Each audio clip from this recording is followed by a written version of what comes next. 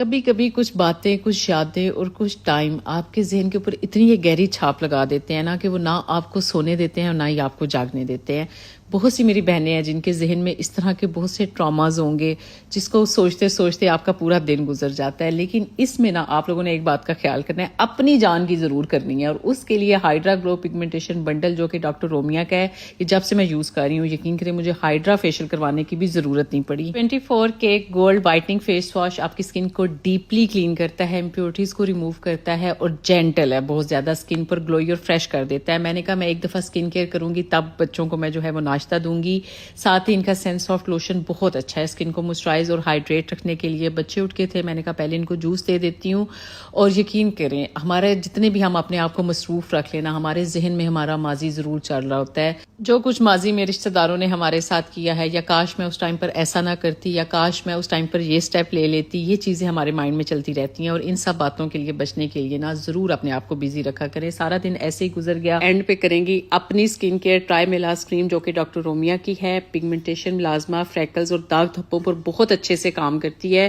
کیونکہ کوجک ایسڈ ہے اس کے اندر، اور الفا بیوٹن اور لیکورس ایکسٹریکٹ، یہ سب بیسٹ ہیں جو کہ آپ کی اسکن ٹون کو بہتر بناتے ہیں۔ ہاتھوں اور پاؤں کو ہم کریں گے موئسچرائز۔ ڈاکٹر رومیا کا یہ والا بنڈل میری طرف سے ہائیلی ریکمینڈیڈ ہے، اور ایسے ہی ہمارا دن بہت بزی گزر گیا۔ کہتے ہیں بیٹیاں ماں پہ جاتی ہیں، 80 تو نہیں گئے، ساڈی ماں انی بھولی۔ آج بھی ہم اپنی امی کو کہہ رہے ہوتے ہیں امی فلاں نے یہ بات کی تھی، اس کا یہ مطلب تھا، اس رشتہ دار کو آپ نے یہ جواب دینا تھا۔ اوپر سے میری پھوپھیاں بھی بولی، میری خالائیں بھی بولی، تبھی تو ہماری ماں بھی اتنی بھولی رہ گئی نا۔ خیر ابا جی میرے دنیا شناس ہیں، مجھے اپنے ابا جی کی گٹی ہے، اور تھوڑی بہت جو دنیا داری ہے نا یہ ابا جی سے میں نے سیکھ ہی لی، اور باقی جو ہے وہ شادی کے بعد سیکھ گئے۔ کہتے ہیں کہ جب آپ کی شادی ہوتی ہے تو سسرال والے آپ کا پہلا دماغ نکال کے اپنی مرضی کے مطابق آپ کے اندر دماغ فٹ کرتے ہیں، اور یہ 100% میں کہتی ہوں یہ بات سچ ہے۔ لیکن جو جینزی لڑکی ہیں نا آج کل کی، وہ ہم سے زیادہ تیز اور ایکٹیو ہیں۔ جس عمر میں ہم تھے ہمیں تو یار فینٹیسی نہیں مار دیا نا، یہ لڑکیاں آج کل کی اتنی پریکٹیکل ہیں۔ حمزہ کے اسکول میں تھی PTM اور مجھے وہاں جانا تھا تو میں تیار ہو رہی تھی اور میری چائے ٹھنڈی ہو گئی۔